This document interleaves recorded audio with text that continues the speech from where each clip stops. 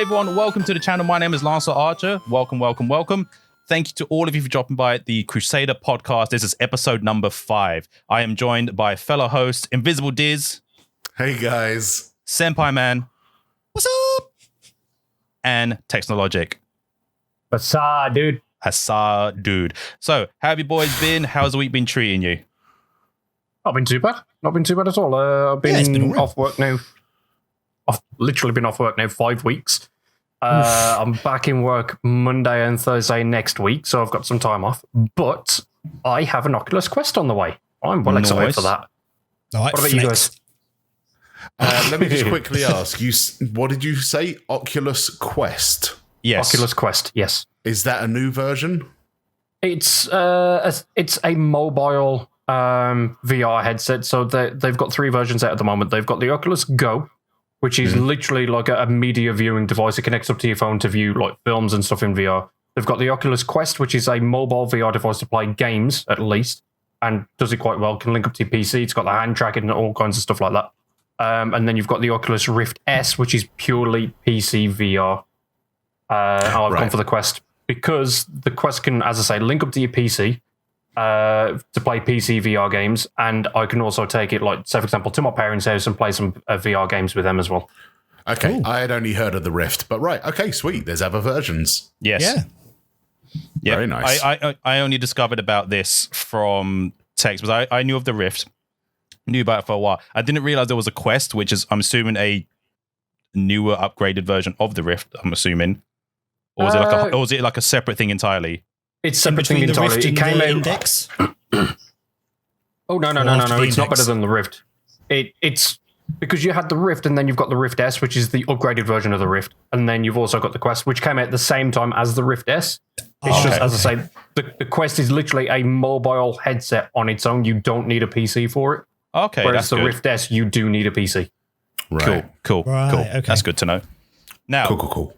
considering you just bought that, how much did that set you back? And will that affect your PlayStation 5 purchase? It set me back £400 for the headset alone. Obviously, I've bought an extra couple of games. Like, I've bought Beat Saber again for the PC, as well as a couple of other games, and some accessories like rechargeable batteries for the controllers, the link cable to actually connect up to my PC. Exactly. And a couple of covers as well. And all in all, I think it set me back roughly around about £500 in total. That's not bad, because then it's a headset with a set amount of games and all those accessories. That's not bad pricing, let's be fair. Exactly. Well done, dude. Could've Good bought No, it purchase. has not PS5, affected okay. my purchase of PS5. Nice. So that'd be... Why did you buy a rechargeable battery pack? Because I know a guy through you that can build a device into the Rift. That means you don't need rechargeable batteries anymore. That's a throwback to an old podcast episode. You just need a 13 amp socket. That's what you need. Robert, I'm talking about your dad. Yeah, I know, but then you require the socket, which I'm not going to do. You could just be a very long lead. You just only have a tail growing out the back of your head. That's all it will look like. Okay. Senpai, yourself, dude, what you been up to? Not much this week. Played a couple of games. Done a couple of. I've actually streamed more this week than I have since most of lockdown started. Nice. Catching up on some TV. I've watched a little bit of Harley Quinn, which has been nice. Yeah, we had some Terraria streams this week. I joined Dizz for a little bit of GTA stunt jumps with Dinko yesterday, which was nice. Joined you for Destiny on Monday. So yeah, it's been more streams this week than I've done for a long time. Always a pleasure having you on, by the way. It's nice to be on your back. The backpack is always ready. What about you, dude? Something. My week's been all right. Stream wise, I've been cracking on with Witcher 3, which is basically my new Animal Crossing. I'm done with Animal Crossing.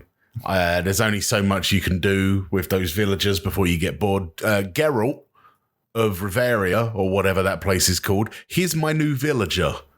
And I run him around the entire map killing monsters. And to be fair, I have been watching you stream this, and you have been claiming a fair amount of witch attacks, which I have to admit is a little bit low, your witch attacks. It should be higher, shouldn't it? It should. I mean, you're not really doing your job. I know. As a Witcher I know. tax man, if you're not claiming the high end stuff. I know. I should think be you're too Witcher lenient, bro. tax, not Witcher tax. Yes. the Witcher tax, which basically means I'm going to ransack your house, I'm going to steal everything, and then I might choose to help you afterwards. Right. It depends on how many goods you have in the house. Okay. Just a heads up in regards to Witcher 3. It's not really a spoiler, but I had a friend who was streaming it on his channel the other day, and he's a little bit further ahead than you, I think, in terms of story and progression and so forth. Now, there are some quests where they will offer you a reward of 5 crowns. And that is it. It's ridiculous. But when he was like, 5 crowns, I'm like, slay the village. He was like, what? I went slay the village. They've obviously paid for services rendered and not given you full payment. Slay the village. 5 crowns, which is the essentially, for people that don't know The Witcher, just think of it as your own currency. So if you're getting a contract to kill a monster that can essentially destroy a whole village, getting $5 to take care of it is not enough money. You take the $5 and then you kill them. Yeah. And you take the clothes off their back. But apart from that, I've been doing Witcher Monday, Wednesday, and Friday now. Tuesday, like Senpai said, was Terraria with you guys. That was fun. Had a lot of fun with that. Thursday, like Senpai said, was random GTA day. I've been watching a YouTube channel by the name of Achievement Hunters from Rooster Teeth. And we can assume they're pretty well known. Yeah, I mean, huge company now. Yeah. And they just recently started doing this in their videos because they were like, how have we never done this before? We've not run through the whole map doing every single stunt jump. And then I sat there thinking to myself, I've had this game for 6 or 7 years and I've never thought of, you do one randomly exactly when same. you drive past it. Yeah. So I thought, screw it. I'm going to work my way through the stunt jumps in 1 3-hour stream. I think I managed to do 20. Nice. Senpai didn't help me on most of them. No, Dinko was there for the start. Causing traffic. I did cause You need to explain that. Basically, the stunt jump only completes if all 4 wheels touch the road at the same time. Okay. So if you land on a car, failed. If your car flips, failed. If you hit a human on the sidewalk, failed. If Senpai is standing there, in the way, trying to film you, and you hit him, fail. That did happen. But you also did land a couple of them on your roof, which was not my fault. I was going to say, so I'm lot. assuming 9 out of 10 attempts, say 9 out of 10 of the fails, I'm assuming were all Dizz's fault. And that one time Senpai stood there, he was like, Senpai! Yeah. That's exactly what happened. Which led to that rant. I'm not going to lie, but that happened. But that's gaming life. In terms of real life, I went out today and I made a very important purchase. Ooh. It was a £3.50 purchase, and also at the same time, my heart was broken at today as well. I went out this morning. Basically, I've been burning my fingers taking bread out of the toaster too fast. Okay. So, it seems really f***ing stupid. Oh, God, I swore! Oh my God, dude. Okay, so...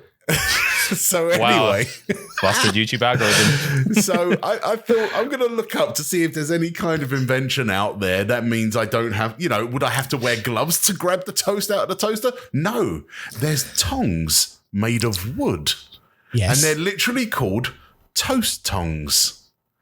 So I bought them today. It costs £3. It doesn't break the bank. And welcome to the 21st century. I know, right? I know, technology, eh? And it even comes with a magnet to stick to your fridge. Now, we fast forward about 8 hours to the point where I'm having dinner and my heart gets broken. We were having a little bit of pasta, and I put some bread in the toaster.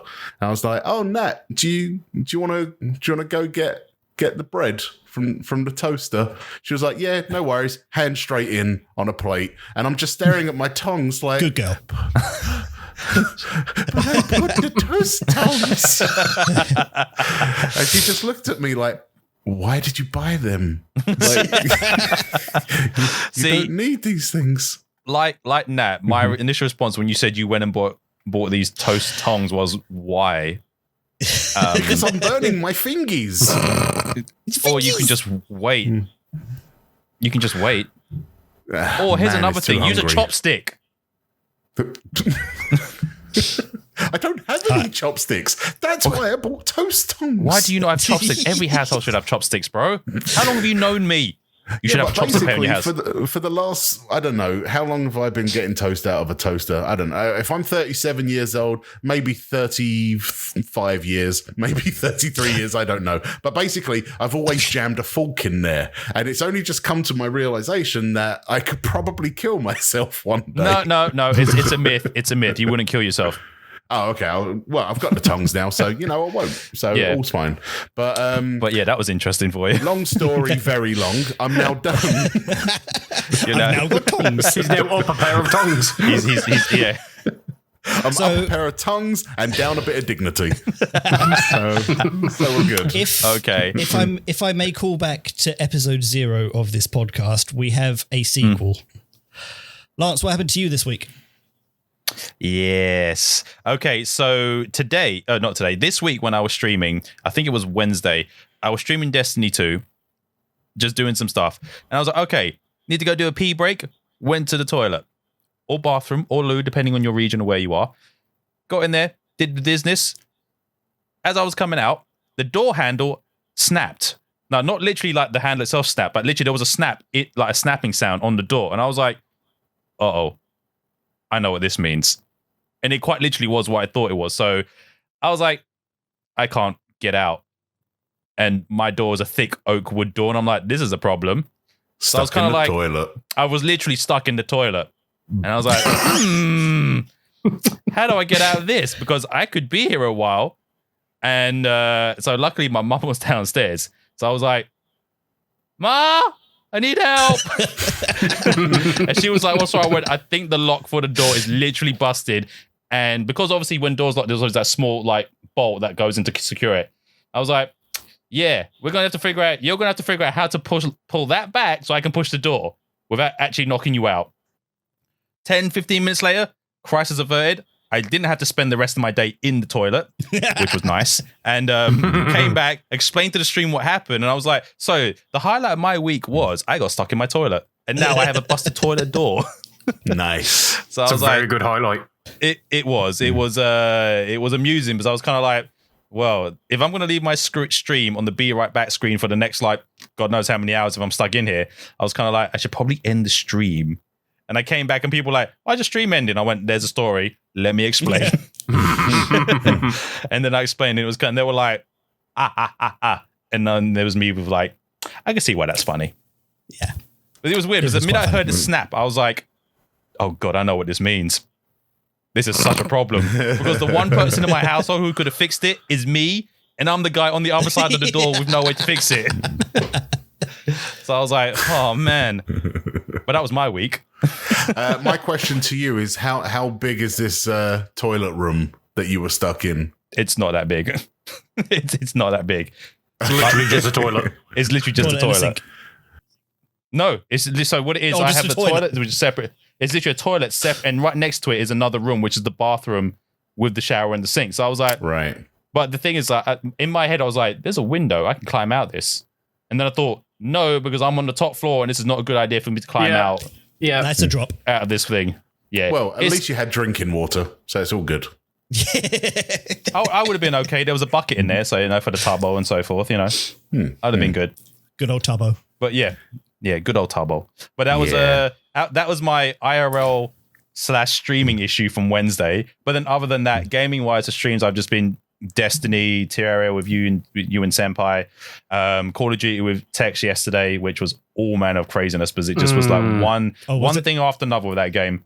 It was just literally one thing after another. We would get into one fight, barely survive it. Another team would push, barely survive that fight. Another team would push, and then half of us would die to come back for another team to push and wipe us. And we're like, there were 50 other teams on the map. Kill them. How did you know we were here? You know, it's like cascading events of like things after another, and that was sort of like the whole of Modern Warfare last night for us. We didn't get a win. It was just always wrong place, wrong time. It was that plus Call of Duty timing at the same time. It was literally everything that could happen rolling into one. And that was on the stream thing. But outside of streaming, I was doing some Destiny 2 off stream because essentially my clan and I are working towards doing the old Destiny 2 raids from when they first come out up to everything bar the newest one. Because there's an event on called the Moment of Triumphs where they do every year, where if you complete a set amount of objectives, you can get a t-shirt to commemorate you've done said events in that year or for that time. Oh. And then they've done it where if you complete the entire thing, you get a title for in-game, so you can be like, oh, I completed 2020's title type situation. And I've been working on that with the clan. And one of the instances we did is a raid called the Spire of Stars, which is to this day, I think 2 years after it initially came out, the most buggiest raid in Destiny 2 history, or just Destiny history. It is still unbelievably buggy. We ran it, 4 members of my clan plus 2 randoms who were kind enough to join us. And both really, really cool guys, very chill guys for joining and helping. The boss fight has 7 known glitches in that instant. In 2 runs and attempting to kill him, we encountered all 7. We were like, why? Like, how? Like, there was a part where we one-phased the boss by swords. We literally ran in, Beybladed in with the swords, brought his health down to 0. We were like, yes, we've done it. We're champions. Where's my loot? Wait, why are we still doing DPS phase? What's going on? Why is the ads popping up? What's going on? Music is still playing. Oh, God, we're going to wipe. And then it wiped us. Boss is dead. Man. Boss has been dead on one of the glitches is that you complete the boss fight and then just nothing happens. Yeah. It took into, for some reason, it registered that we had killed the boss too quickly. And it went, yeah, that's too quick. Wipe. And we were like, thanks. Another one Getting is punished for being good. Essentially, the thing is like when that raid was created, it was not designed for the weapons and the tactics that people have now. They were like recently Destiny brought back the Titan bubble, which was back in Destiny 1. You had a thing called the Ward of Dawn, and essentially you can get like a damage buff for weapons. And the weapon we were using is a legendary version of an exotic weapon that was back in Destiny 1, which was one of the most overpowered DPS weapons from back then. It was an exotic sword, but there's a legendary version of it in the game. And every time you spin like a Beyblade, it does an insane amount of damage per swing, per rotation. So if you've got 6 people doing that with a well, which keeps constantly healing you from boss damage, plus a bubble, which gives you a damage buff on top, you're just going to obviously destroy the boss's health. Now, when you do 6 of them doing it at the same time, and then you throw a debuff on the boss, and the game's like, yeah, we don't know what you've just done, but no, don't do it again. It was just like, it was quite literally, you've done this, now get this as a glitch. You've done this, here's another glitch, here's another glitch, here's another glitch. And we were like, please stop glitching. We finally did it. It took us about another hour after that to get it done because we kept getting hit with a non-stop glitch of something. And then we were like, thank God it's done. And I never have to go back to that stupid raid ever again. Like, quite literally, it's one of 2 raids that, okay, it's the worst raid I've ever had to do. And there's another one which you have to do, but it's the next one's called the Crown of Sorrows. And the reason why this raid is difficult is because it's mechanically heavy and everyone has to know their parts or you fail. Right. It's that unforgiving. But that's been my gaming Destiny stuff for this week and so forth. So yeah. Okay, let's move over to some news that doesn't really affect us as people, but you know, considering that we're all streamers, it's pretty much the biggest streaming news of the week, and that is that obviously the biggest streamer in the world today, Ninja, is most likely moving to YouTube. He started his first stream on YouTube this week. So here's the thing: he started his first stream on YouTube. There's been no reports. 130,000 watchers. I think he peaked at that, and then he was concurrent about 100,000, something like that, from what I saw. So, from my understanding of that situation, is he did a stream on on YouTube, but there's no reported deals of exclusivity on YouTube. Not yet. No, not yet. But the thing is, though, people were like, he could technically come back to Twitch, or he could go to he won't go Facebook Game. I think it's been stated that the Facebook Gaming he won't go to because it's just not right for him, and the money won't be what he to matches what he wants. There's also that talk of Brime. Is it Brime or Bream? Brime. Brime. Yeah, there's talk of obviously. Yeah, there's talk of Brime, which is obviously the next one they're thinking of up and coming, like for him to be on the platforms. Apparently, someone's already claimed his just like ninja name on that platform in case he ever went over to it, so he'd have to find a new one. Someone's already tried to claim Shrouds and Dr. Disrespects, but they've already claimed their one. So I didn't even know Brime was a website already. Yeah, it's who's it? It's a Google and they're doing Spotify alpha tests of it, yeah. but it's still a code name. It's not actually going to be called Brime. They've called it Brime to stop people looking for it and claiming copyright on it. Right. Okay. They've let a few users on to do stress tests and stuff like that. The way I see this is, for Ninja as a businessman, it's a bargaining chip. yeah.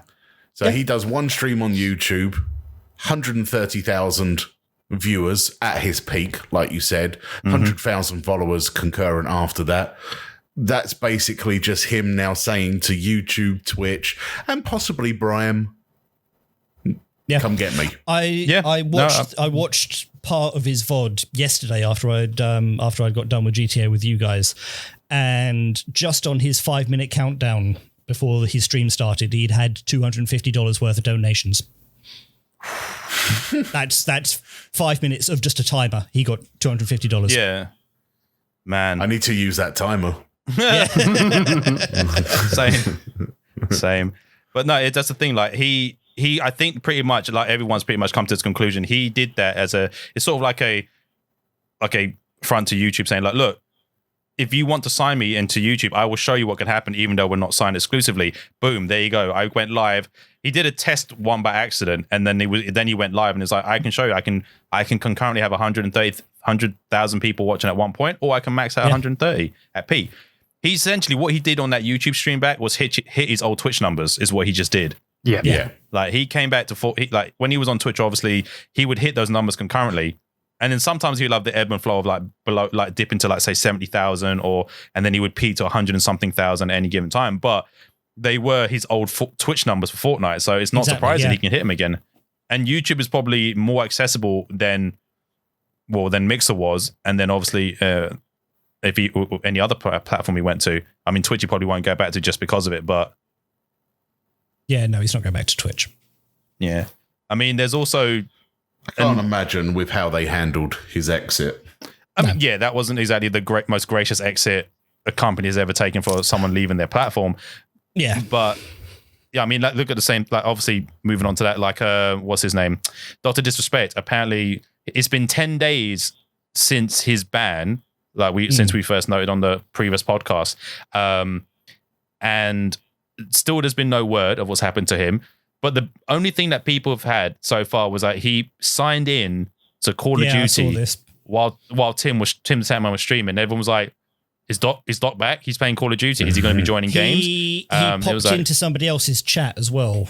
I think it was Nick Merck's chat he popped into. I heard on his alt account. Yeah, I think it was Nick Merck's. Yeah. I heard that it was Nick Merck's and Tim that there were the two that he's been cited in, but still there's been no confirmation regarding like he's not allowed to play games outside of streaming. Yeah, exactly. It's like, he's been banned from Twitch, no more games. Call of Duty. Yeah, like just we're reclaiming your PC. It's been 10 days. It's been 2 weeks actually, because it was actually announced while we were recording. Yeah. Sorry, 14 days now. Yeah, that's true. 14 days. My bad. When I heard the info, it was 10 days. That was my bad. But 2 weeks and still no news. It's it will come at some point. They reckon now there was a weird leak from Nick Merckx. I don't know if it's legit or if you should take Nick Merckx's word on it, but everyone was like, when do you think Doc will be coming back from his ban? He's like 2 months. I guarantee you in 2 months you'll hear something about it. I was like, 2 months? That's quite specific, but we don't know. We'll see how things go and so forth. Cool. Okay. But right, you had a little saying about the PS5. Yes, Tex, you found these articles. Would you mind leading on this one for us, dude? Yeah, I don't mind at all. Cool. All right. So Okay. just a heads up, guys. We have 3 articles which Techsnologic found earlier today. So he's going to lead us into it, and we're just going to discuss pretty much each of these articles that he's brought up.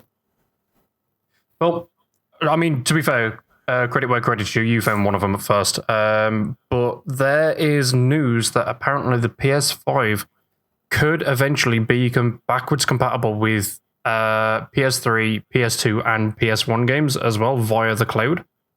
Now, I'm not 100% certain on how exactly this will work, other than I can only assume just emulation. But what I would think is, I don't think it would necessarily just be exclusive for the PS5. In my opinion, the way that they would do is that they would bring these games available on like the PlayStation Now streaming service.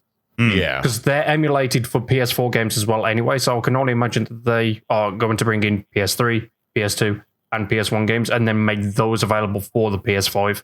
Yeah. I mean, it would be a very smart move. Like, you've got your biggest next gen console coming out, and you've already said that majority of PlayStation 4 games would be backwards compatible, although not officially confirmed of what ones.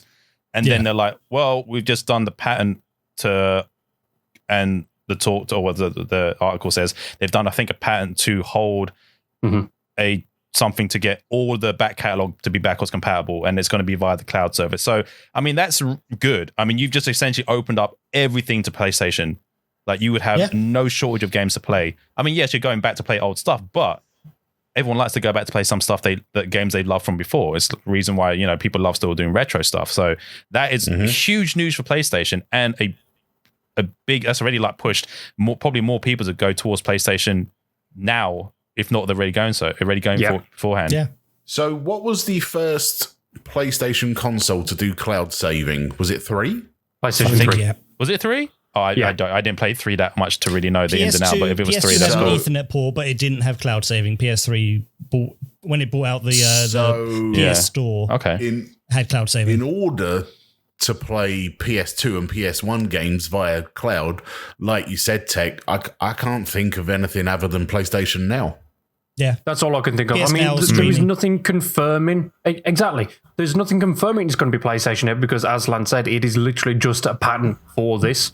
Yeah, But that's the only way I could think of it happening. But you mentioned in the cloud saves, I would reason to think that more than likely, if you are going to be emulating PS3 games to the PS5, reason to stand, if you've already got PlayStation Plus as well, then by rights, would you also then be able to pick up your old PS3 saves from the cloud as well? If you save them to the cloud, they should be, right? Because you're technically just accessing everything from the cloud. So Sony I imagine that they'll allow that. If they do, that would be incredibly good. Yeah. Yeah, I can potentially see they should be able to. Obviously, it's more finer. What's the word I'm looking for? It's more refinement on their end, and obviously the ins and outs and the workings of it. Then we would be able to really understand and comprehend. So, I mean, what I'd absolutely love is that for anyone that is an absolute OG and still has like a PS2 or a PS1 memory card, sell them an adapter so that they can plug it into their PS5 via USB and then play their old saves on the cloud as well. That would be or just literally take the save file from the card and upload it to the cloud. Upload it to the cloud. Yeah, there you go. That would be done. But I would still keep. To me, that'd be really good. I would still keep the memory card. Just be like, look, kids, you never know the pain. I'm still. Like when I was cleaning out my house a couple of weeks back, I found all my old PS2 stuff, including my old 8 meg memory card. With all of my saves on there, so you can fit 1 JPEG on it. 8 meg. Oh my god, yeah. Hey, that was the best we had back in the day. It really was the best we had back in the day. Oh my god. Oh, when we were young whippersnappers. You youngins, you won't understand. You never understand the pain of man. We saved everything on floppy disks, but then again, we've spoken about that in the past we as well. My god! Right, to think games at one point came on a floppy disk. Mm-hmm. Like Some games came on 8. Several. Yeah, some came on several. Yeah. Several. Could you imagine like me now streaming The Witcher 3 on floppy disks? Oh shit! I've lost the disc. Yeah, this is going to be like one step forward. Please insert next floppy Oh disk. my god! Can you imagine? He's like, all right, just spreading out. Like, where is the next one? Floppy disk 37, 30. Where's 38? A tree's trying to buffer in the background. Please insert new floppy disk. Oh my god! Could you imagine if we had not advanced that far and everything? God, imagine Warzone on floppy disk text. Holy crap! Oh my god! Tex might be able to run it. Yeah. Maybe. With my PC nowadays, who the hell knows? Oh my god! Just could you imagine they came out with a device with multiple floppy drives, just this big thing that's the size of a server, and you just got to plug them all in, or insert them all in. Oh my god! Good lord, that's just a thought and a half. No thanks. No thank you. Yeah, Oh my God. let's just be thankful that technology evolved. Yes, Yeah. very much so. Very much 'Cause, so. Yeah, Well, floppy obviously, disk, at the man. moment, we've got Blu-ray discs which can hold 50 gig, and then dual-layer Blu-ray discs which can hold 100 gig. But have you guys heard about the archive discs that got announced back in like 2016? No. Sony Are they worked with just chunkier Panasonic. zip I discs? think it was to make them. Wow. Essentially, if you've ever heard of like tape drives and stuff, which are old archive storage methods, these are essentially like the upgraded versions of those, except they are just normal discs that you can insert and read and write to and everything. But they are, from my knowledge, a minimum of 2 terabyte On a disc? on a disc. Wow. Okay. But they are literally at the moment only used for archiving files. Ooh, I'm not going to say no to one of them if I got a hand on it. Or your porn collection. Yeah, Oh I my mean, God. I'd probably need about 10 discs of that minimum just for my porn collection. I mean, I wouldn't say no to using that for my anime collection, but sure. I mean, seriously, trying to upload a audio file to your Google Drive, man. That is clogged up. Wow. If you think my Google Drive is clogged, it's in my OneDrive. Oh. Okay. All right. What is the next article, my dude? Okay, so the next one was from Push Square, and they have seen rumors flying around that Microsoft are actually going to be discontinuing the Xbox One when the new console's released, because there are rumors going around that obviously we've got the Xbox Series the Xbox Series X, but there's rumors going around that there's going to be an Xbox Series S, which is going to be like a smaller, cheaper, Weaker version. weaker version, of the Xbox Series X. Yeah, I saw that line in the article and I was kind of like, what the heck? Yep. So people are thinking that we'll have that available, which is basically just going to be a slightly upgraded Xbox One, and then they'll just discontinue the Xbox One altogether. It makes sense. They did the same thing with the 360 when they brought the one out. They gradually They didn't started phasing out discontinue it production straight of away, it. though. Not straight away, though. That Not was straight away, yeah. no, I know. But, I mean, the Xbox One has had 3 different versions of it. The Xbox 360 had 2. 9. I think you had the original. No, there was 3 Yeah, the revisions. original- There was you the had original, which the- I had. Then Yeah, the go on. Slim, and then the Super Slim. Wasn't Then there the there was Elite as also well? the Elite. I had the Elite. Yeah, Yeah, the black the Elite. one. I had the It's all Elite as full. well, yeah. I remember We're So that. talking there's- about the 360 still. Yeah. Yeah. So Right, they I had think I enough just of had the the regular for that. 360s, and then they brought out the one, and they stopped making the 360s up to a certain point, and then discontinued it Yeah. eventually after a couple of months after release. Same the thing one. with PlayStation and with the 3, wasn't it? Yeah. Once 4 came, they were slowly like same thing. Like all like they eventually will stop like work on the previous gens. The PlayStation 3 only stopped production not too long ago, to be fair. I think it was beginning of this year. Really? I thought Something it was. like that, yeah. I thought it was a couple of years ago they stopped. Oh, I was under the impression it did. Take Japan into account, they are massive lovers of old technology. I'm pretty sure, I might be mistaken on the year, but either last year or the year before. So I'd say minimum 2018, they produced the last ever VHS player and I heard this. Betamax. Yeah, I heard this. Yeah. They love old technology. So it's totally understandable that the PS3, that was a huge console, and in Japan, with the amount of exclusive games they get that don't go overseas, people would play that for as long as possible. Yeah. Very true. Very true. Yeah, the PlayStation 3 was officially discontinued only 3 years ago. Oh, wow. Okay. Yeah, Longer than I thought it was a couple of Blimey. years back. I didn't think it was Yeah. that. I didn't think it was like that late. Like as in, oh, we've stopped producing them this year. I was like, wait a minute. I thought it was recent, but yeah, Yeah. I'm wrong. Cool. Anything else in the article, my dude, about the Xbox Or was it mainly no, just that it's rumors at the moment that they are going to be discontinued as soon as the new Xboxes release. So, which is weird because we still haven't had a release date, right? But there is that. What was it? Hang on, there's a date I found where it's supposed to be they're doing their announcement. Where is it? Oh, Next weekend, isn't it? Yeah. Is it next weekend? I know it's soon. It's in July sometime. First or second weekend of July, yeah. Yeah. But yeah, that's going to be interesting. Yeah. So that'll be interesting to see them obviously announce officially the date for the release. We don't really need to see what it looks like because we all know what it looks like. It's this. Mm-hmm. It's like just my PC. That's what it looks like. Yeah, basically. It's my PC. It's my PC with one of these attached to it. That's it. Which I have now. I have the new Xbox, ladies and gentlemen. Well, speaking of events coming up, we've also got the Ubisoft Forward this weekend as well. Is that Sunday. this week? Oh, is it this Sunday? Ooh. Okay. Yeah. And if anyone does watch it live, you will also receive a copy on Uplay of Watch Dogs 2 for free. Right, what time is it starting? I'm watching it. I paid for that. Yeah, so you'll get that free on Sunday. Pretty good point. I'll watch that. Yeah, what time is it starting, dude? I don't know. I just know it's Sunday. I think it's like 8 o'clock, something like that in the evening, I think. All right, I'll have to. I haven't looked it up just yet. Cool, I'll have to. Yeah, because isn't the first tease Far Cry 6? That got leaked today. Yeah, I saw a lot of that popping up today, the Far Cry 6 stuff. I didn't realize that was even today. Yep.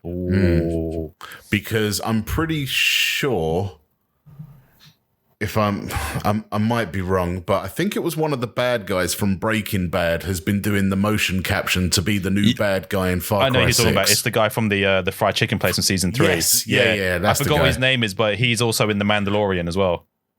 Oh, sweet. Okay. Is he? Okay, which I still haven't finished. He is in The Mandalorian. I just haven't said where.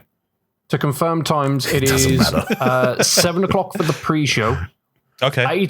8 o'clock for us, and then 8:45 for the post-show. So it's only going to be 45 minutes long. It would be a very short thing, because obviously it's going to be probably a pre-record. It's a pre-recorded event, so this would technically be does that mean this would we be don't most get of the 20 E3 stuff, minutes isn't of it? Just Dance then? Thank it God. Looks that way. Thank God. Could you imagine if they announced that? God for that. Another Just Dance. No, that's still happening. Oh my God. In a 45-minute show. Are they bringing Lana back? Are they bringing Aisha Taylor back? Thank God, yeah. Oh God. They didn't use her the last couple years. She's the best Ubisoft host, man. Oh, she is. didn't But they use haven't her used her for last year and the last 2 years. They haven't 2016, used her, I think, right? was the last one she was on. Yeah. Yeah, she hasn't been on for a couple of years now. I think it's probably because she was doing Criminal Minds and Archer at the same time. But she's been a regular on both those. Well, obviously Archer hasn't been around for a while, but Criminal Minds, she's been on it the last 2-3 seasons up until they finished it this year. So, or was it this year? This year they finished it. Right. Yeah. So she's been obviously doing that. So who knows? She might. I mean, obviously with things are done, and she might come back to do some more hosting for them. But she loves. She's a huge gamer herself. So yeah, she is.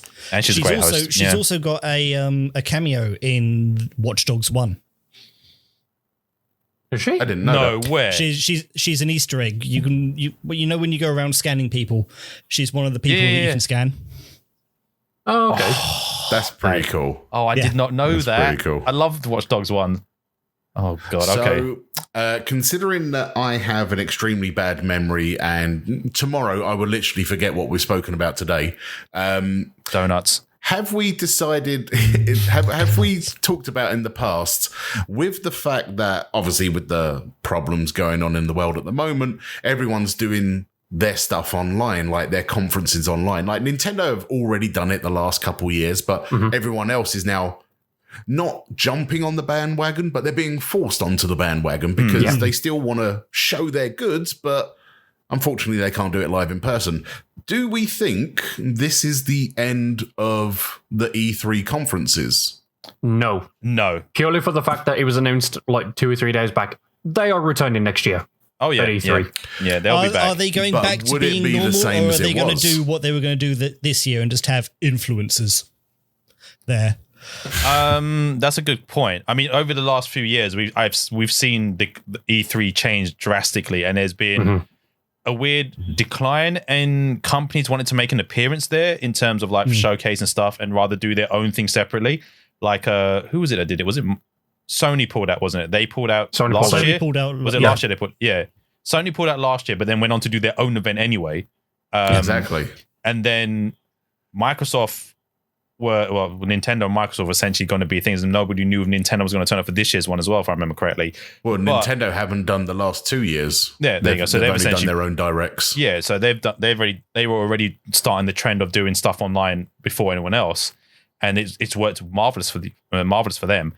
I honestly felt like if this continues, it would be less and less major companies would come, and it would be slowly be going back to what it was initially started. It would be like indie developers, small companies. Sometimes maybe one big company would turn up to be like the steal of the show and something like that. But the big ones like Microsoft, Sony, obviously Nintendo's no longer there, and that lot, they would all be like, "Nah, we'll do our own thing." And then if anyone who wasn't signed exclusively with them, they would be like, "Oh, we'll turn up and do something for E3." And then E3 has obviously become more open to the public, as it before it used to be purely members of the industry, and then that was it. Like it was purely for the industry. And whoever snuck in. It will finally be EA's time to shine. And we can see the 900th Madden game, followed by the 900th NBA game, followed by the 900th FIFA game. I can't wait to see what's changed. Yeah, and then they'll give you that 20. fantastic presentation on the microtransactions coming into the future. Yes. Yeah. Oh my God. They've dedicated a segment purely for microtransactions, just for you. Okay, I hope you guys don't mind, but I'm actually going to use that as a segue because I have an interesting news article about microtransactions. Go for it, homie. Regarding the brand new game, which hasn't quite set the world on fire, but a lot of people are playing it, and that's Valorant. Which is Valorant. What Overwatch meets CSGO. Yeah. Have a baby. Valorant. Yeah. They have introduced a new Ultra skin. I know of this article you're bringing up. Basically, your gun turns into a baby dragon. And yes, they've shown the video. It looks cute. It looks like a grumpy little douchebag. But he shoots bullets out of his mouth. And when you go to recharge your gun, you actually hand the dragon the magazine. And then he puts the magazine into his own stomach. It looks cool.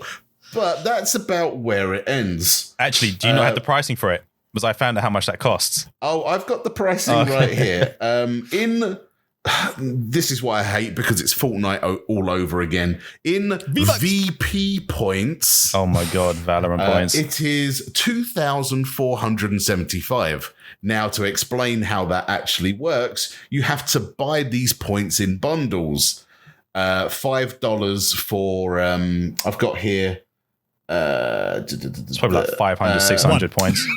So it'll end up costing you $25, which is $5 for a 475 VP card, plus $20 for a 2,050 VP card. That's such an odd denomination. But it doesn't end there. Oh, God. Because the Riot revenue lead has noted on Twitter that to get this skin, it's actually part of a bundle of 4. So you have to spend $25 4 times in order to get this. $100. Yeah, it's 100 dragon as a gun. Yeah. Just so and you can get a the dragon same skin. as the gun. It's just a skin. And it's $100. That's redonkulous. Wait. I've just remembered who it is that made Valorant as well. Right. It's the same people that exploit kids and everyone else for their parents' money. Riot fucking Games with League of Legends. Of course it's going to be goddamn expensive. They are the biggest monetization people around that scam people out of their money. Yeah. Yep. God. And it's not only that, that is just one of 5 tier of skins. Apparently, you can get Deluxe, Premium, Ultra, and I think the next one is called Exclusive Ultra, where you can only get it from like certain places, and the price is apparently very much vary from the low to the super high. But jeez. I mean, and this is why I didn't touch the game. See, this is the thing. Getting to the point where it's dangerous now. Yeah, it's stupid. And I when Valorant dropped and everyone was getting hyped for the beta and so forth, I was kind of like, oh, I wouldn't mind giving this a go. I didn't mind like I don't mind the look of the League of Legends characters, and they're doing it as an Overwatch / CS:GO style thing, and I thought I'll give it a go. And then obviously they did that stupid stint over Twitch where they were like the beta's open pretty much up until a week before they went live, and everyone was hampering to get a key. I think 1 week in, I just was like, no, I'm done. I just don't care about wanting to play this game anymore. I was at first, and then I was like, no, I'm done. I don't care for it. And everyone's like, Lance, come on, you'll enjoy it. I'm like, I probably would have if I got a key the first week and actually played it and maybe got good at it. But the hype for it for me, I just gave up. No, I just lost interest for me. I wasn't too hyped for it, but I was watching another member of the Crusaders. I was just before I went to bed, I was watching Pervy Sage Time, and fell asleep, went to bed, left my computer on by mistake, just lurking in his chat, and woke up the next morning with a drop for it. Like, okay, I'll play a little bit of it and see. But it wasn't for me. It's not my sort of game. I got the key. I think I got the key about 3 weeks before the beta was ending, and I was like, that doesn't help me. But that first week, you had to watch a minimum of 40 hours in a stream to get a 1% chance of getting a 1% chance of getting a key. Word. It was stupid how they were doing it. It just didn't make any sense how they were gifting keys out. Yeah, they didn't start the drops off right. Yeah, they didn't start them off right. And then people were doing like fake accounts to improve their chances of trying to get a key. And then some people got them, and then they would sell them on to others in the community to try and get like a quick dollar for it to get in. Yeah. But yeah, that's Valorant for you, I guess. And the hype that kind of went nowhere. It's like, how far are people going to go with microtransactions before someone actually steps in and say, just stop doing this? Yeah. Well, just stop. There was another bit of news, I think either this week or last week, where, at least in the UK anyway, where the House of Lords are now trying to force through a bill where not necessarily microtransactions. Is this the loot box thing? Loot boxes have to be put under gambling. Yeah. The House of Lords are forcing it through now. Yep. Didn't that pass in Belgium, I think? Yes. Yeah. I think in Europe, in Europe there had been a law about them looking into it and then trying to do something about it. I didn't know if it had passed or not. They started looking into it just before the casino update came for GTA. That's when they started looking into it, because NBA 2K, whatever it was. Obviously, with it having the gambling tag, it's going to have an age tag with it as well now, which will stop kids shoving their parents' money into the console, just shouting, "Give me that dragon skin." Yeah, unless the kid parents actually like, sure, here, have my card type thing. But look, if they do that, then that's deserve. The parents' fault. Yeah, they deserve. That's all on the parent. Yeah.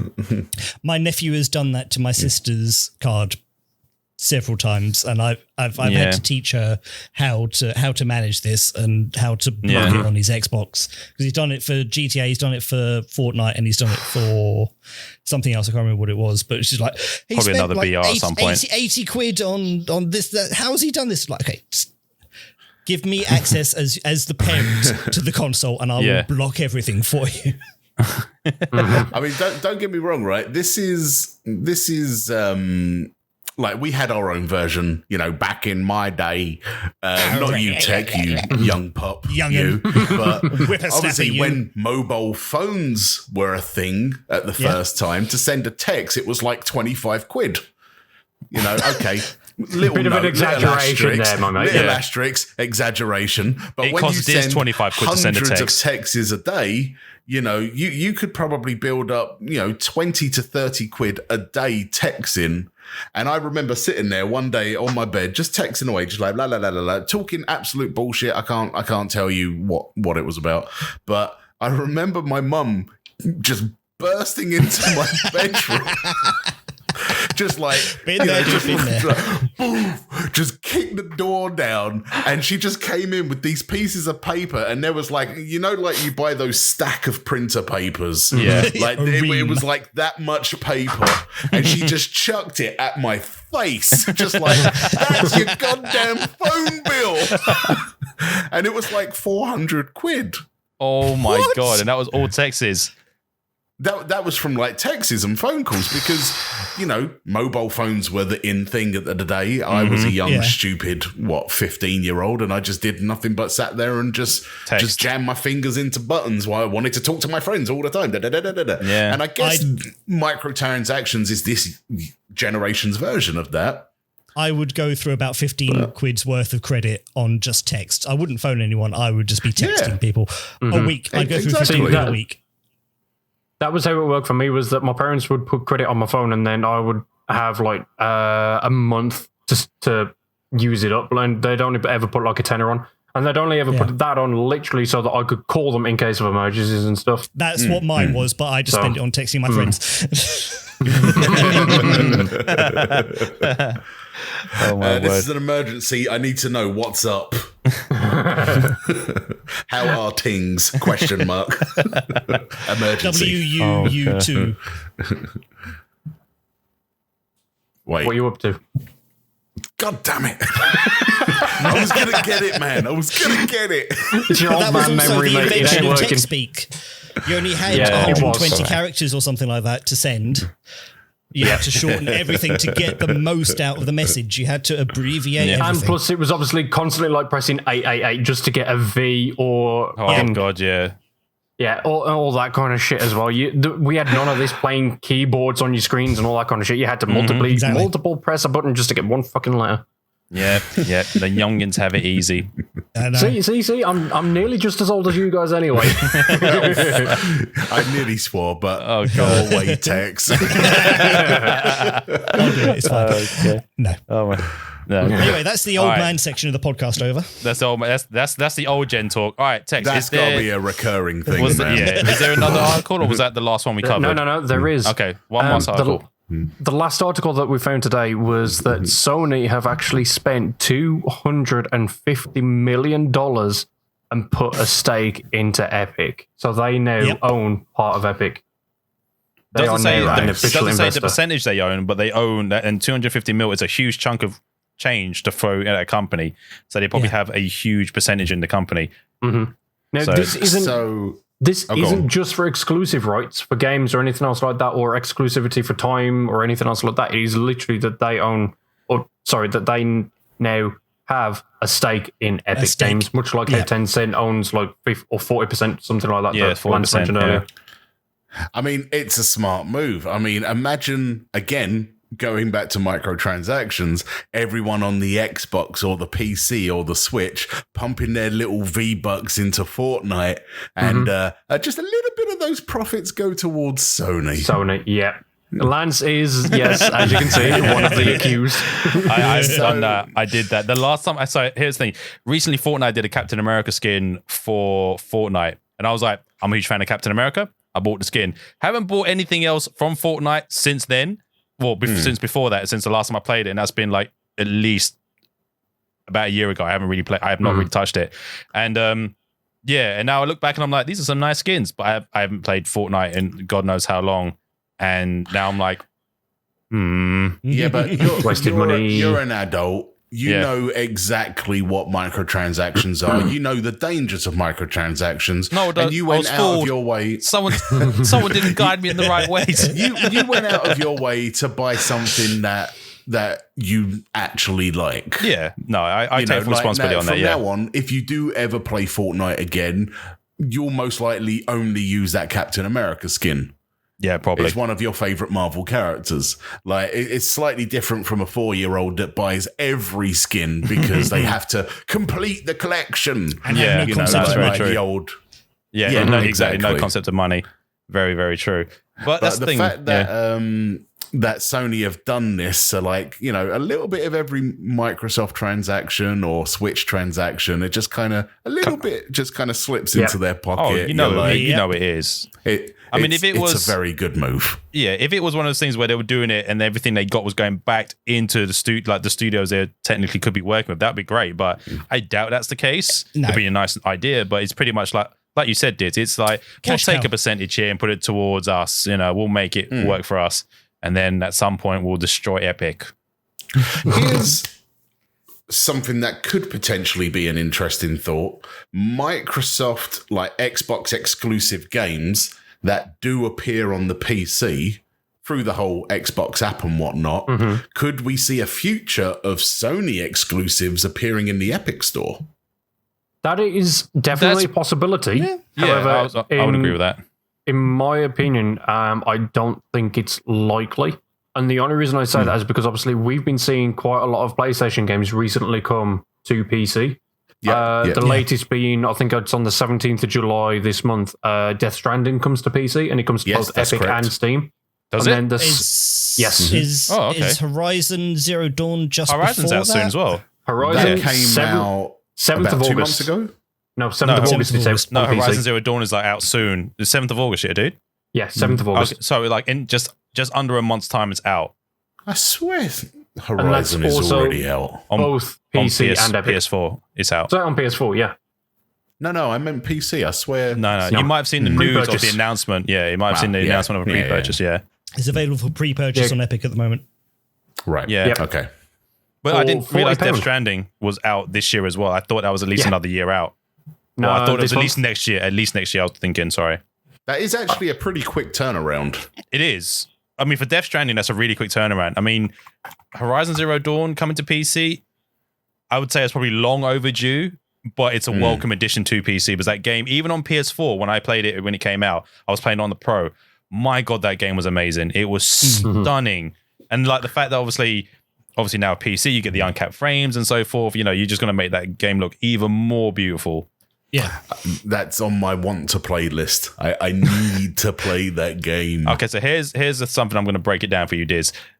Your PC will die the minute you click on the game to enter. No. I wouldn't spend 40 quid on the PC version. Like, you could probably get it on the PS4 for a $5 now, maybe a tenner. I was Probably looking not, at but- Epic yesterday, and I was looking at Horizon, and its recommended specs are my PC specs. So you should be okay. Oh, really? You Okay. may struggle Well, no. with By minimum, a but $5 to a tenner, I mean pre-owned on eBay. I'm not buying it. I mean, the game's X amount of years old. I don't need to buy it brand new. See, the thing is for me with Horizon is I absolutely loved that game, and I'm really, really looking forward to Forbidden West coming out on the PS5. Yeah. But what got me is I don't know if you guys saw the news on it as well. The price on both Steam and I think Epic as well ended up increasing from the original pre-purchase price because people were using VPNs to go to Steam in technically other countries to buy it cheaper, which then increased the price for everywhere else. So Oh my God. so originally, when it first came to Steam, it was going to be £33 for us. Now it's up to 40. It's increased by £7 because of people doing that. What if you had already bought it? I think If you get it. you've got it for that price. You got it for that Yeah. price. I think they can't up it once you've already pre-purchased it, type thing. But that being what we just said, just led into something that I just heard about this week as well. There's been talk, obviously, with games coming for the PS5 and the Xbox Series X, that the pricing of their games are going up by, I think, $10 to $20. $10. $10, yeah. So it's $10. So it's $60 standard at the moment. They're going to be going up to $70. And the only reason it's being looked at the moment is because NBA 2K21 announced that theirs is going to be going for $70. And that's the thing. Like, why would you use that as a benchmark for pricing games up? Like, it's $70 I've got nothing game against the with franchise, but that's pay-to-win not worth $70. microtransactions. Yeah, it's not a game that I would be like, oh, that's a game worth $70, and man, that's the pinnacle of the PS5 and the next gen consoles. You know, Well, the way that I look at it is, don't get me wrong, like, as much as I really don't like price increases on my games, I can fully understand as why.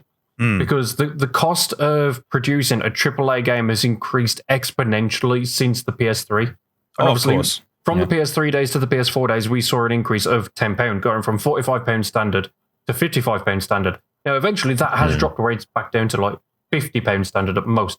We'll end up seeing exactly the same when the PS5 launches. It'll go up to £65 for us, and then it'll shrink back down to £60. But if that money can go back towards the developers in them recuperating costs of producing it with staff, mocap, sound production, everything else, I'm all for that. As long as those developers can at least break even maybe even make some profit, I'm all happy for it. Yeah. So I agree with what that about the sentiment, people last week who picked up Cyberpunk 2077 for 25 quid by using a VPN from Russia? Yeah, Tex. Yeah, Tex. Hey, I bought it from GOG and CD Projekt Red own GOG, okay? If they want to put it at that price, then that money is still going back towards the developers. I ain't going to complain. But wasn't it? It's a bundle, Just though, right? not as much money. Yes, it was a bundle. You got Cyberpunk base edition, and then there was like all the Witcher games. I got all the Witcher games. Yeah, including like Gwent, Thronebreaker, and all the side games as well. Can and you they're do all me in a Russian. favor? They're not actually. They are in English. Can you just take your magnet off of your moral compass for a second? Just to see if it starts spinning again. Well, the best thing is as well that because it's on GOG, they're going to be DRM free. So if anybody wants a copy of Cyberpunk, let me know. I'll talk to you after the Yes, me too. podcast. All right, ignore it. I thought you might. I like it to try and save face Dizz. You're like, I was shaking my head at first and I was like, I kind of want that game. It's his favourite price. Oh, wow. Anyway. right. So just to confirm, 14th of July for Death Stranding. Okay. Okay, Cool. So 3 days' time as of recording. Nice. So 4 days. Explain to me again, as someone who's not played that game. I know you have, Tex. To a degree. Amazon Simulator. What is it? Basically. Death Stranding? Yeah. Quite literally what is Amazon. What do you do? Like It is Amazon literally Simulator. Amazon Simulator. So essentially, the way that the story goes is that the world is no longer as we know it. Everything has been destroyed by a disaster. I don't remember what it was. And the one thing left standing is Amazon. Basically. Yeah, basically. Okay. In all honesty, that wouldn't surprise me. It was the world has been destroyed by something called literally Death Stranding. So essentially, what it is, the living world and the world of the dead have collided, and a gate has opened up between the two of them.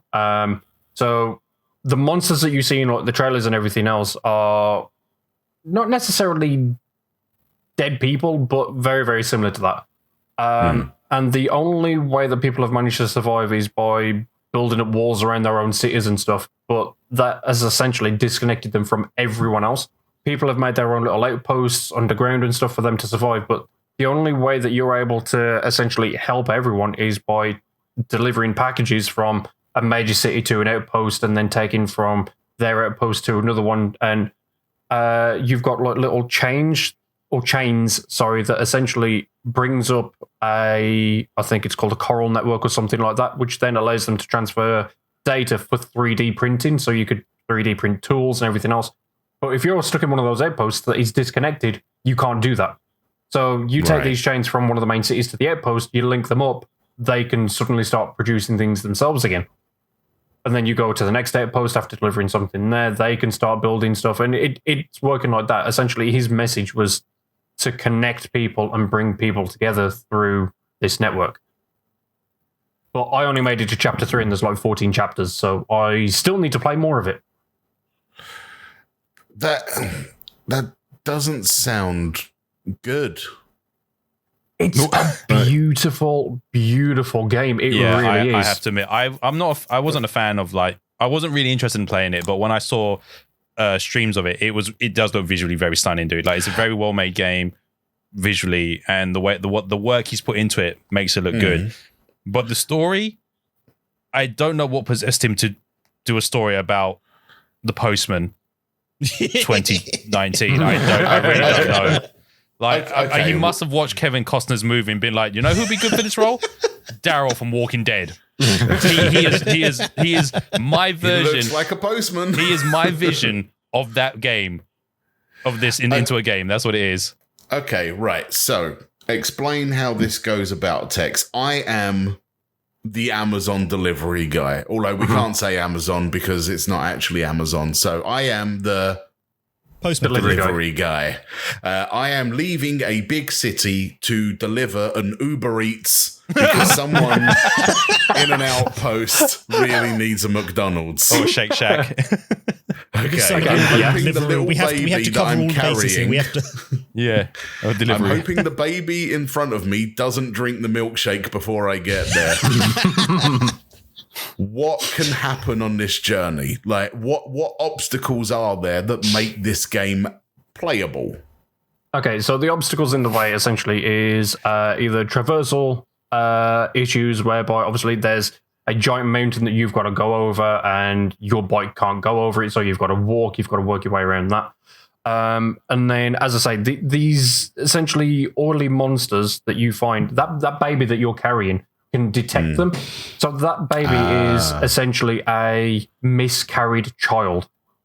Or it's either a miscarried child or the mother died just before being able to give birth to it, and the baby died as well. But they've managed to essentially keep it alive in this little chamber that you're carrying. So it's kind of half dead, half alive, which is why you can detect these dead people, ghosts, whatever I don't know what you want to call them, oily monsters. I think they're called BTs or something in the BTs. game. Yeah.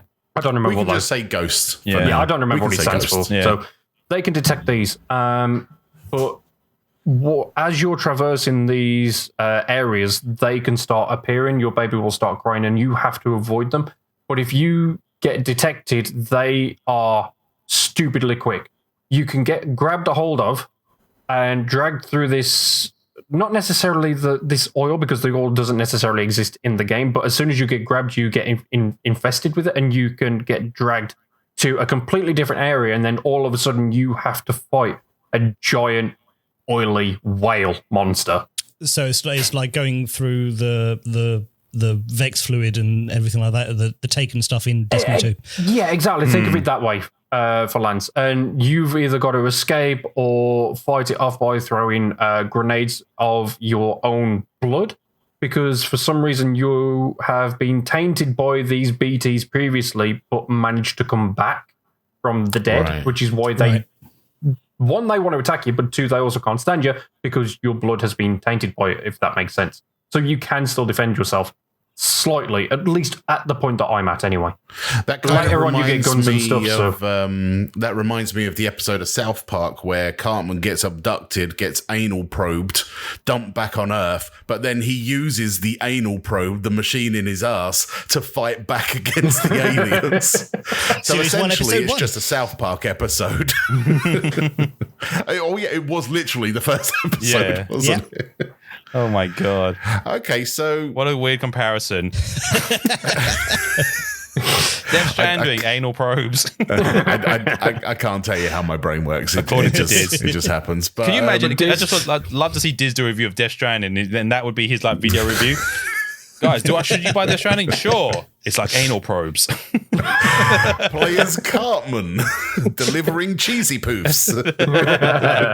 Oh my god. But Lance, if you do, Dizz, if you do get a chance, I do recommend giving it a shot at least. It is actually really, really beautiful and well worth a go at least.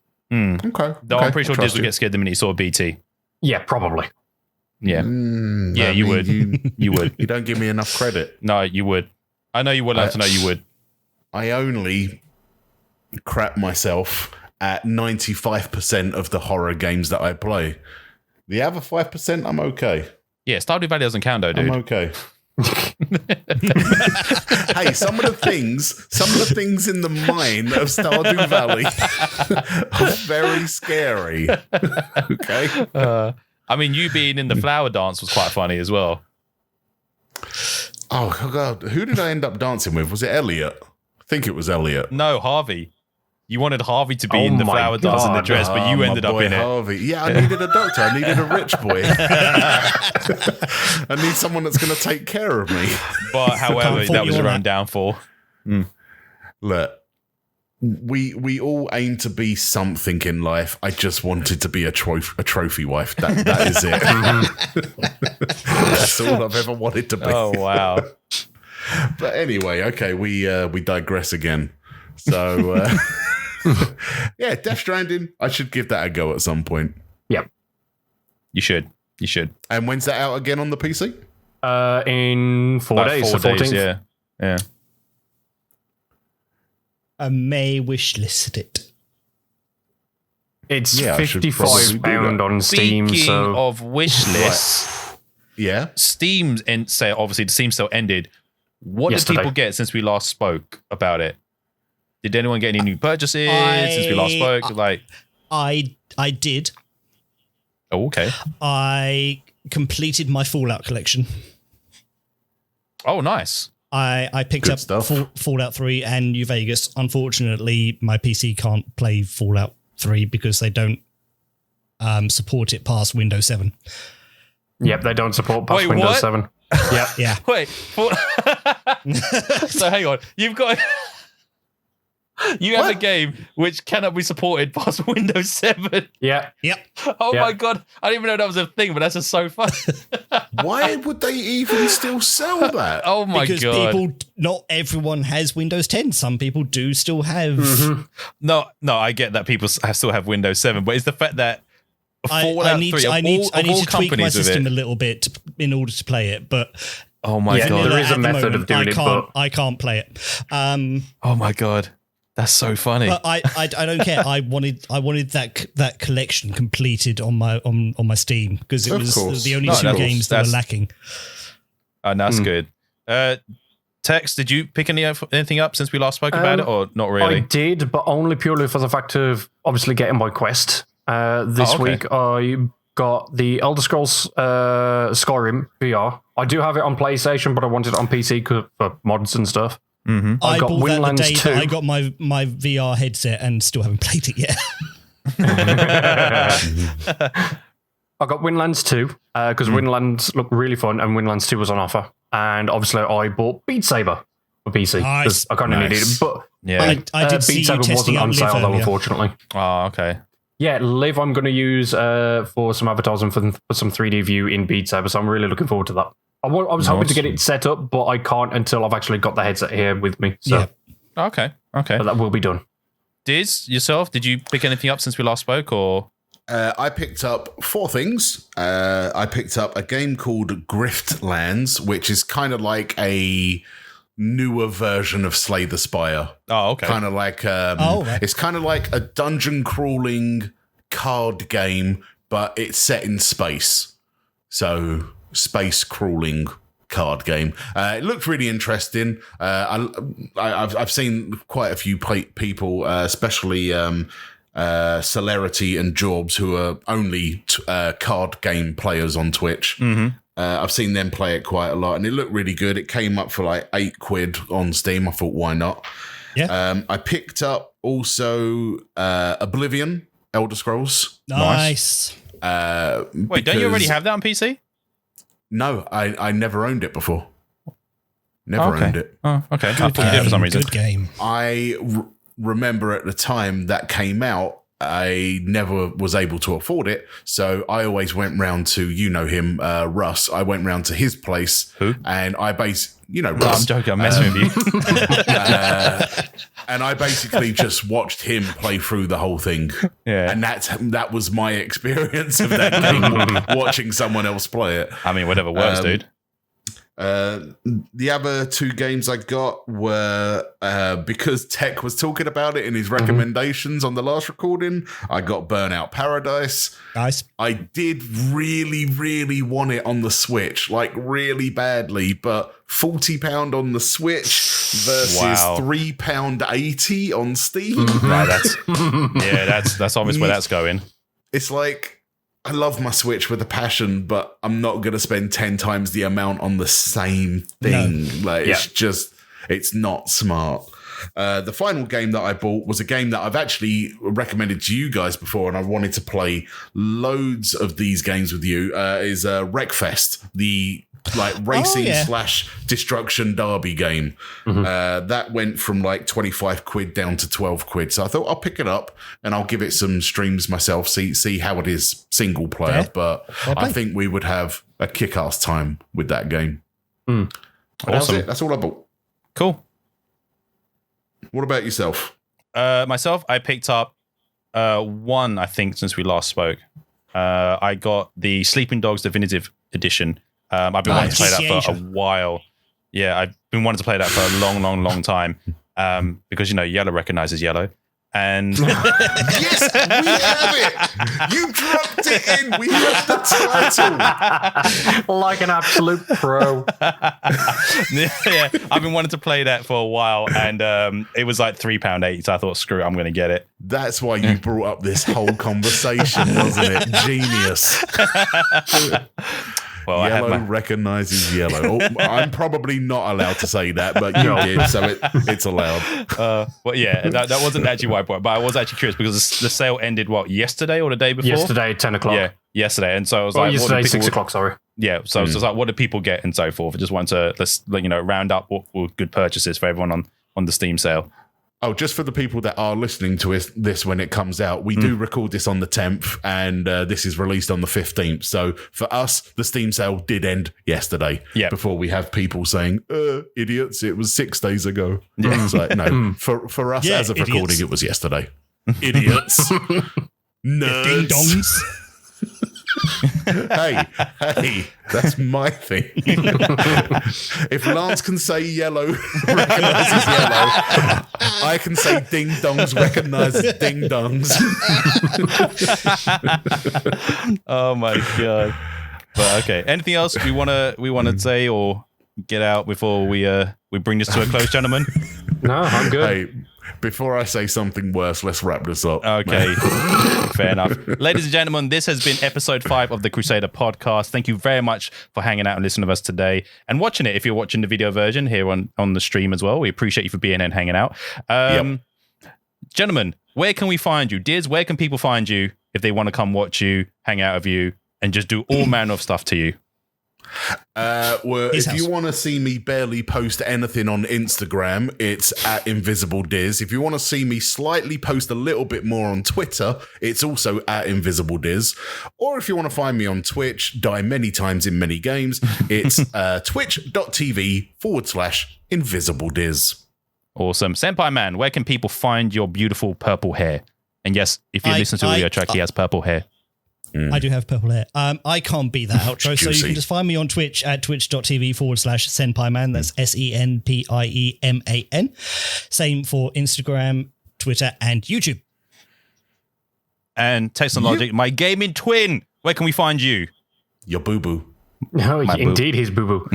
You can find me on all major platforms as Techsnologic, including Twitch. And you can find me on YouTube and Facebook as Techsnologic Gaming, because Techsnologic was already taken on those. So, the savage, how dare they?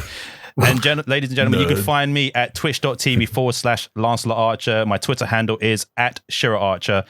And yeah, hopefully we'll see you again soon. But with that being said, guys, enjoy the rest of your day, what you have planned, and hopefully we'll see you in the next episode. Bye-bye, peeps. Bye. Laters.